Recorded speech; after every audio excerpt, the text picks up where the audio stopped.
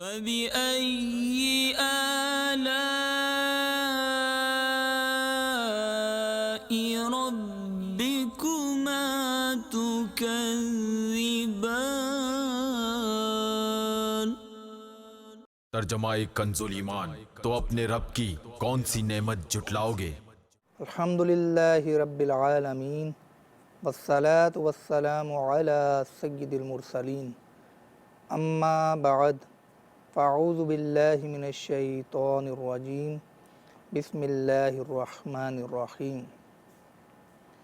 الصلاة والسلام علیک یا رسول اللہ وعلی آلک واصحابک یا حبیب اللہ۔ الصلاة والسلام علیک یا نبی اللہ وعلی آلک واصحابک یا نور اللہ۔ میٹھے میٹھے اسلامی بھائیوں اور مدنی چینل کے ناظرین، حضور اکرم نور مجسم صلی اللہ تعالی علیہ وآلہ وسلم کا فرمان رحمت نشان ہے، جس نے کتاب میں مجھ پر درود پاک لکھا تو جب تک میرا نام اس میں لکھا رہے گا فرشتے اس کے لیے استغفار یعنی دعائے مغفرت کرتے رہیں گے۔ صلو علی الحبیب صلی اللہ تعالی علی محمد۔ میرے میٹھے میٹھے اسلامی بھائیوں، اس زندگی میں رب تعالی نے ہمیں بہت ساری نعمتوں سے نوازا، اور جو نعمت بھی ہمیں ملی اس نعمت کا حساب ہم سے ہوگا۔ چنانچہ اللہ تبارک و تعالی ارشاد فرماتا ہے، ثم لتسألن یومئذ عن النعیم، پھر بے شک ضرور اس دن تم سے نعمتوں کی پرسش ہوگی، یعنی تم سے نعمتوں کے بارے میں پوچھا جائے گا۔ مفسر شہیر حکیم الامت حضرت مفتی احمد یار خان علیہ رحمت الحنان اس آیہ مبارکہ کے تحت فرماتے ہیں کہ یہ سوال ہر نعمت کے بدلے ہوگا، جسمانی ہو یا روحانی، ضرورت کی ہو یا راحت کی، ٹھنڈے پانی، درخت کے سائے اور راحت کی نیند کا بھی۔ تو میٹھے میٹھے اسلامی بھائیوں، اس جدید دور کے اندر جبکہ بہت ساری ایجادات سامنے آئی ہیں، ایک اہم تبدیلی جو ہمارے اکابرین، ہمارے بزرگان دین یا آج سے چند سو سال پہلے کے جو لوگ تھے ان کی زندگیوں اور ہماری زندگی میں ایک تبدیلی وہ یہ ہے کہ ہمیں اللہ تبارک و تعالی نے بجلی کی نعمت سے نواز دیا۔ یہ بجلی ہماری زندگی کا ایسا حصہ بن گئی کہ اگر یہ نہ ہو، جیسے بعض ممالک میں، ہمارے خود ملک پاکستان کے اندر بجلی کی کمی کا مسئلہ درپیش ہے، تو اب یہ بجلی کی کمی کی وجہ سے یہ پراپر مسلسل ہمیں نہیں ملتی، بلکہ گیپ آ جاتا ہے، جسے لوڈ شیڈنگ کا نام دیا جاتا ہے۔ تو اب یہ زندگی کا ایسا حصہ بن گیا کہ لوگ بجلی نہ ہو تو اپنے بہت سارے کام پورے نہیں کر سکتے۔ خراد والا، لوہے کا کام کرنے والا جب خراد مشین چلاتا ہے، درزی کی مشین بھی بجلی پہ منتقل ہو گئی۔ بازار کے اندر بہت ساری چیزیں ایسی ہیں جن کا تعلق بجلی سے ہے، ریپیئرنگ کا بہت سارا کام ایسا ہے جس کا تعلق بجلی سے ہے، ہماری فیکٹریاں، ہماری ملیں، تو یہ سب کی سب بجلی سے ہی کام کرتی ہیں۔ تو اب جو مشینری بجلی سے چلے گی تو جب بجلی موجود نہیں ہوگی اس وقت وہ مشینری اپنا کام نہیں کر سکتی، چنانچہ اس کی پروڈکشن میں کمی ہوگی تو مالک کو لاس ہوگا، اور دوسرا جن لوگوں کو وہ چیز درکار ہوگی انہیں یا تو مہنگی ہو کر ملے گی یا بہت کم ملے گی۔ مشینوں کو چھوڑیے، ہم خود بجلی کے اس قدر عادی ہو چکے کیونکہ ہماری زندگی میں اللہ تبارک و تعالیٰ نے ہمیں بہت سارے موسم عطا کیے۔ بعض ملکوں میں زیادہ موسم ہیں، بعض ملکوں میں کم موسم ہیں۔ جیسے ملک پاکستان کے اندر 4 موسم ہیں: سردی، گرمی، بہار اور خزاں۔ تو یہ 4 موسم اللہ تبارک و تعالیٰ نے پاکستان میں عطا کیے ہمیں۔ بعض ممالک ایسے ہیں جہاں پر 2 موسم ہیں، گرمی اور سردی کا۔ بعض ممالک ایسے ہیں جہاں پر ایک ہی موسم ہے، اسی میں کمی بیشی ہوتی رہتی ہے، جیسے گرمی کا موسم کہ کبھی کم ہو جاتی، کبھی گرمی زیادہ ہو جاتی ہے۔ تو اب ان موسموں کی وجہ سے بھی اور ہماری جو روزمرہ کے جو کام ہوتے ہیں، لکھنا پڑھنا، کھانا پکانا اور دیگر معاملات، بلکہ یہ اس وقت جو آپ سلسلہ دیکھ رہے ہیں مدنی چینل پر، آپ کا ٹی وی یا آپ کی LCD یا آپ کی LED، یہ بھی بجلی کی مدد سے ہی چل رہی ہے۔ تو بجلی کا ہماری زندگی سے بہت زیادہ تعلق ہے، اس سے ہمیں بہت سے دینی اور دنیاوی فوائد حاصل ہوتے ہیں۔ تو یہ بھی اللہ تبارک و تعالیٰ کی نعمت ہے۔ حجت الاسلام حضرت سیدنا امام محمد بن محمد غزالی علیہ رحمۃ اللہ الوالی یہ فرماتے ہیں کہ بروز قیامت تم سے یہ سوالات ہوں گے: تم نے یہ چیز کس طرح حاصل کی، اسے کہاں خرچ کیا اور کس نیت سے خرچ کیا۔ تو بجلی بھی ایک نعمت ہے، تو ہم یہ کس طرح سے حاصل کرتے ہیں، ہمیں اس پر غور کرنا چاہیے۔ سب سے پہلے ایک مدنی التجا یہ ہے کہ بجلی کو فضول خرچ مت کیجیے۔ قرآن کریم میں بہت سارے مقامات پر فضول خرچی سے منع کیا گیا ہے۔ چنانچہ رب تعالیٰ کا فرمان عظیم الشان ہے: وَلَا تُبَذِّرْ تَبْذِيرًا، پارہ 15 سورہ بنی اسرائیل۔ ترجمہ کنز الایمان: اور فضول نہ اڑا۔ اس حکم قرآنی کے پیش نظر ہمیں چاہیے کہ بجلی کے فضول استعمال سے بھی بچیں۔ لیکن اب کیا مکان، کیا دکان، کیا کارخانہ، کیا گلی، کیا مارکیٹ، کیا مسجد، کیا خانقاہ، کیا درسگاہ، عموماً ضرورت سے زائد استعمال کیا جاتا ہے۔ تو میٹھے میٹھے اسلامی بھائیوں، اسراف سے بچیں، چاہے بجلی کا معاملہ ہو، چاہے پانی کا معاملہ ہو۔ اسراف کرنے والے اللہ تعالیٰ کو پسند نہیں ہے۔ سورۃ الانعام کی آیت نمبر 141 میں ارشاد ہوتا ہے: وَلَا تُسْرِفُوا إِنَّهُ لَا يُحِبُّ الْمُسْرِفِينَ۔ ترجمہ کنز الایمان: اور بے جا نہ خرچو، بے شک بے جا خرچنے والے اسے پسند نہیں ہیں۔ اب اسراف ہے کیا؟ اس کی وضاحت کرتے ہوئے مفسر شہیر حکیم الامت حضرت مفتی احمد یار خان علیہ رحمت الحنان اس آیت مقدسہ کے تحت بے جا خرچ یعنی اسراف کی تفصیل بیان کرتے ہوئے لکھتے ہیں: ناجائز جگہ پر خرچ کرنا بھی بے جا خرچ ہے، اور سارا مال خیرات کر کے بال بچوں کو فقیر بنا دینا بھی بے جا خرچ ہے۔ ضرورت سے زیادہ خرچ بھی بے جا خرچ ہے۔ اسی لیے اعضائے وضو کو بلا اجازت شرعی 4 بار دھونے سے منع کیا گیا ہے۔ فتاوی رضویہ کی پہلی جلد کے صفحہ 926 پر اعلیٰ حضرت رحمۃ اللہ تعالیٰ علیہ لکھتے ہیں کہ اسراف کا معنی ہے غیر حق میں صرف کرنا۔ اور ایک اور مقام پر مزید لکھتے ہیں کہ وہ اسراف کے جو ناجائز و گناہ ہے وہ صرف ان 2 صورتوں میں ہوتا ہے: ایک یہ کہ کسی گناہ میں صرف یعنی خرچ ہو اور استعمال کریں، دوسرے بیکار محض مال ضائع کریں۔ تو اللہ تعالی ہمیں اسراف سے بچنے کی توفیق عطا فرمائے۔ صلو علی الحبیب صلی اللہ تعالی علی محمد۔ میٹھے میٹھے اسلامی بھائیوں،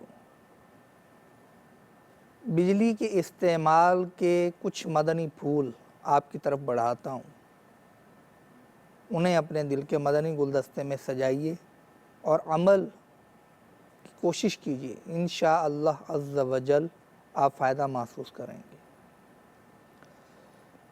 ہم گھر میں یا کسی بھی جگہ روشنی کرنے کے لیے بلب وغیرہ کا استعمال کرتے ہیں۔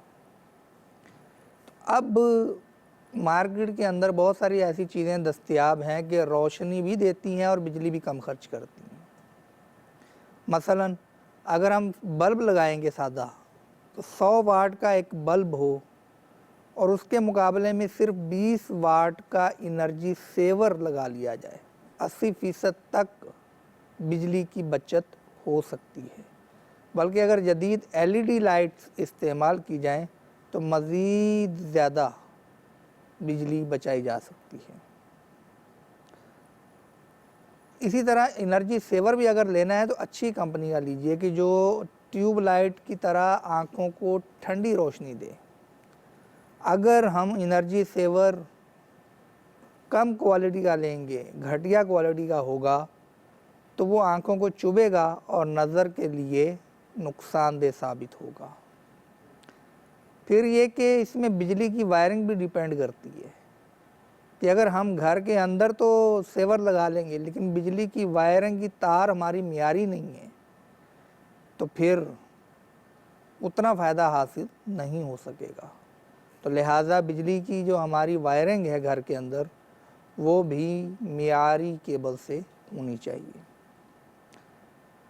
رنگ کمرے میں کون سا ہے یہ بھی ڈیپینڈ کرتا ہے۔ تو اگر آپ کالا رنگ کر لیں گے تو زیادہ لائٹ چاہیے ہوگی، تو اگر لائٹ کلر کریں گے، وائٹ ہو جائے یا آف وائٹ ہو جائے، تو اس طرح کا کلر آپ کریں گے جو ہلکا ہو، لائٹ ہو، تو ایسی صورت میں آپ کو کم بلب چلانے پہ، کم انرجی سیور چلانے پہ زیادہ روشنی مل جائے گی۔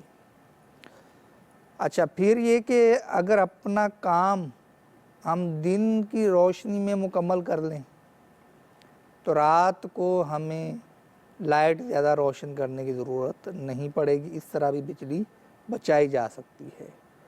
اب دن کے وقت اگر لائٹ چاہیے تو کھڑکیوں پر شیشے اگر ہوں اور بے پردگی کا اندیشہ نہ ہو تو ان سے پردے ہٹا دیجئے، تو وہ جو لائٹ ہم نے سیور وغیرہ کے ذریعے حاصل کرنی تھی ہمیں قدرتی طریقے سے حاصل ہو جائے گی اور ہمیں سیور یا بلب وغیرہ روشن کرنے کی ضرورت نہیں پڑے گی۔ اب بلب یا ٹیوب لائٹ عموماً ہمارے یہاں دیواروں پر فکس کروایا جاتا ہے۔ اگر اس کو چھت سے لٹکتا ہوا لگائیں گے تو یہ زیادہ روشنی دے گا، کیونکہ اگر یہ دیوار پہ لگائیں گے تو اس کی بہت ساری روشنی تو دیوار کھا جائے گی، اس کے بعد آپ کے پاس پہنچے گی۔ اگر لٹکائیں گے زنجیر وغیرہ سے تو پھر اس کی روشنی ہمیں زیادہ ملے گی۔ ہر کمرے میں اتنے ہی بلب یا سیور روشن کیجئے جتنی ہمیں ضرورت ہے۔ اگر ایک بلب سے کام چل سکتا ہو تو دوسرا سیور نہ جلایا جائے۔ اچھا، پھر اب ٹیوب لائٹ یا سیور وغیرہ ان کو مختلف پلاسٹک کے ڈبوں میں بند کر دیا جاتا ہے، کور میں بند کر دیا جاتا ہے ڈیکوریشن کے لیے۔ اب کیا ہوتا ہے کہ اگر یہ ہٹ جائے کور تو روشنی زیادہ دے گا، لیکن یہ کور لگنے کی وجہ سے روشنی بہت کم ہو کے ملتی ہے، لہٰذا ایک کی بجائے پھر 2 چلانے پڑتے ہیں۔ تو اگر یہ ڈیکوریشن والی چیزیں نہ لگائی جائیں اور سادہ انرجی سیور لگا لیا جائے تو اس سے بھی کافی بچت ہو سکتی ہے۔ اچھا، کہاں کتنی روشنی چاہیے؟ اب اس کا انحصار تو ہمارے مکان یا دکان کی جگہ پر ہے کہ مکان یا دکان کا کمرہ کس سائز کا ہے، کمرہ چھوٹا ہے یا بڑا ہے، لوگ زیادہ بیٹھے ہیں اس میں یا کم بیٹھے ہیں۔ تو الیکٹریشین کو پوچھنے کے بجائے خود بھی اچھی طرح غور کر لیجئے کہ اگر ہم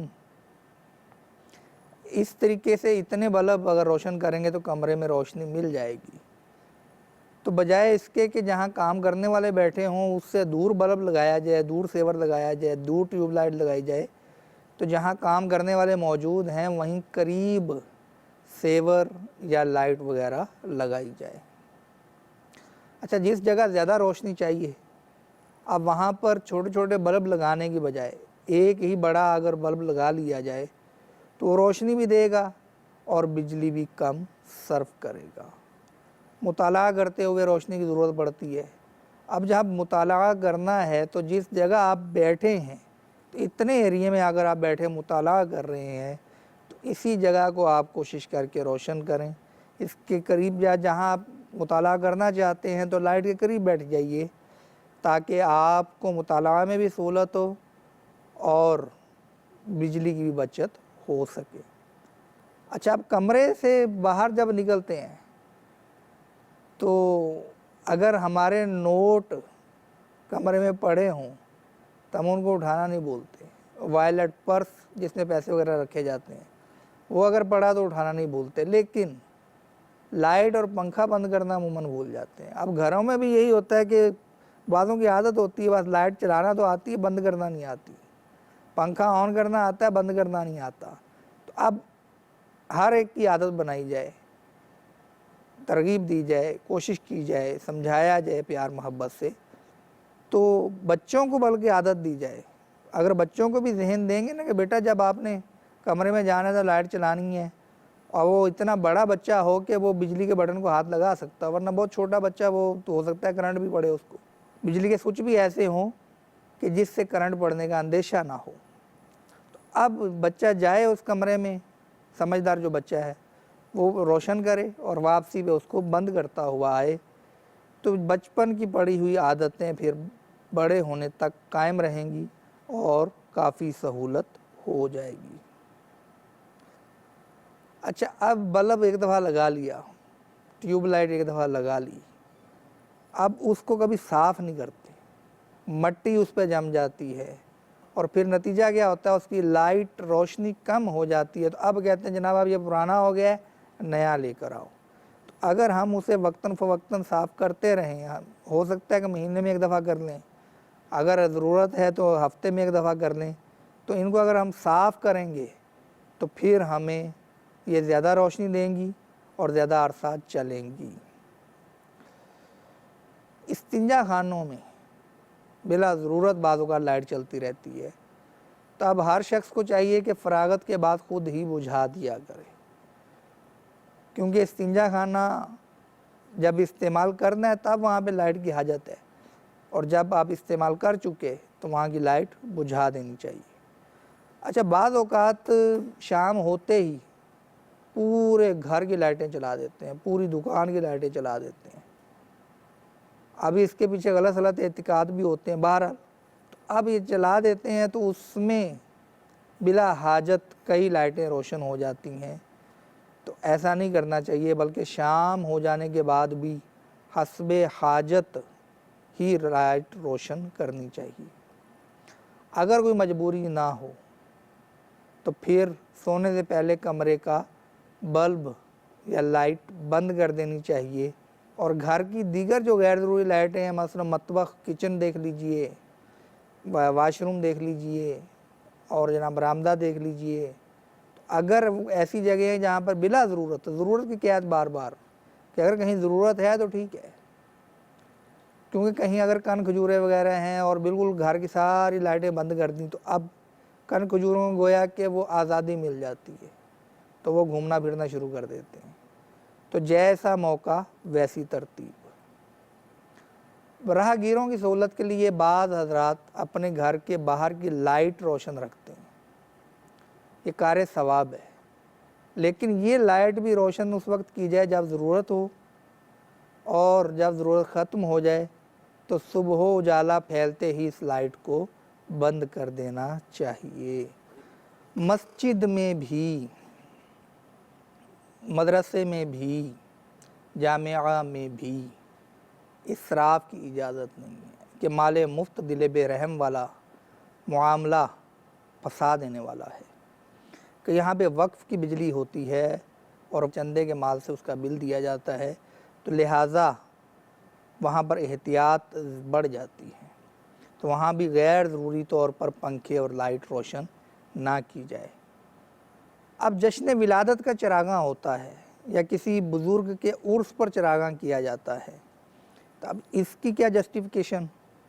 ملفوظات اعلیٰ حضرت میں ہے کہ کسی نے عرض کی اعلیٰ حضرت رحمۃ اللہ تعالیٰ علیہ سے کہ میلاد شریف میں جھاڑ یعنی 5 شاخہ مشعل، فانوس، فروش وغیرہ سے زیب و زینت اسراف ہے یا نہیں؟ ارشاد فرمایا کہ علماء فرماتے ہیں لا خیر فی الاسراف ولا اسراف فی الخیر، یعنی اسراف میں کوئی بھلائی نہیں اور بھلائی کے کاموں میں خرچ کرنے میں کوئی اسراف نہیں۔ جس شے میں ذکر شریف کی تعظیم مقصود ہو وہ ہرگز ممنوع نہیں ہو سکتی۔ حجت الاسلام امام محمد بن محمد غزالی علیہ رحمۃ اللہ الوالی نے بڑی پیاری حکایت نقل کی۔ چنانچہ حضرت سیدی ابو علی روزباری علیہ رحمۃ اللہ الباری سے نقل کیا گیا کہ بندہ صالح یعنی نیک شخص نے مجلس ذکر شریف ترتیب دی اور اس میں 1000 شمعیں روشن کی۔ ایک شخص ظاہر بین تھا تو وہ وہاں پہنچا اور کیفیت دیکھ کے واپس جانے لگا۔ اب بانی مجلس جو خاصان خدا میں سے تھے انہوں نے ہاتھ پکڑا اور اندر لے جا کے فرمایا کہ جو شمعہ میں نے غیر خدا کے لیے روشن کی ہو وہ بجھا دیجئے۔ کوشش کی جاتی تھی لیکن کوئی شمعہ ٹھنڈی نہیں ہوتی تھی۔ میٹھے میٹھے اسلامی بھائیوں، گھر کے لیے تو بہت سارے لوگوں کو آگاہی ہے کہ کنڈا نہیں لگانا۔ اب اجتماع ذکر و نات کیا یا میلاد شریف کی محفل کی یا جشن چراغاں کیا تو اس پہ یہ معاذ اللہ سمجھتے ہیں کہ اب جائز ہے تو کنڈا ڈال کے اسے چلانے کی کوشش کرتے ہیں۔ یاد رکھیے کہ قانونی طریقے سے ہی بجلی استعمال کرنے کی اجازت ہوگی صورت میں بھی۔ غیر قانونی طریقے سے استعمال کر کے خوشیاں منانا، جشن چراغاں کرنا یہ روا نہیں ہے۔ تو کنڈے کے ذریعے بجلی چوری کرنا حرام اور جہنم میں لے جانے والا کام ہے۔ اب جس نے ماضی میں ایسا کیا وہ توبہ بھی کرے اور جتنی بجلی چوری کی اس کا حساب لگا کر متعلقہ ادارے کو پیمنٹ کرے۔ اب یہ کہ ایسا بھی ہوتا ہے کہ خود اس ادارے کی طرف سے کچھ پیکیجز آتے ہیں، جیسے باب المدینہ کراچی میں جب جشن ولادت کا چراغاں ہوتا ہے تو ان کی طرف سے رعایتی پیکیجز آتے ہیں بجلی کے ادارے کی طرف سے کہ آپ ایک گلی میں لائٹیں لگائیں گے اور میٹر بھی لگے گا لیکن اس کا یونٹ آپ کو سستا پڑے گا، تو وہ آپ ترکیب بنا لیجئے اس ادارے سے جائز طریقے پر، کسی خاص شخص کے کہنے پر کہ جناب آپ کو لگاؤ کنڈا، میں ذمہ دار ہوں، اتنے پیسے مجھے دے دینا، یہ ناجائز طریقہ ہے۔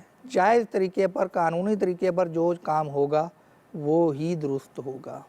مزید مدنی پھول درکار ہوں تو آپ شیخ طریقت امیر اہل سنت حضرت علامہ مولانا محمد الیاس اتار قادری دامت برکاتہم العالیہ کا رسالہ بجلی استعمال کرنے کے مدنی پھول، اس کا مطالعہ کیجئے، آپ کو بجلی کے استعمال کا ڈھنگ آ جائے گا۔ اللہ تعالی ہمیں نعمتوں کے صحیح استعمال کی توفیق عطا فرمائے، آمین بجاہ النبی الامین صلی اللہ تعالی علیہ وآلہ وسلم۔ فبأي آلاء ربكما تكذبان۔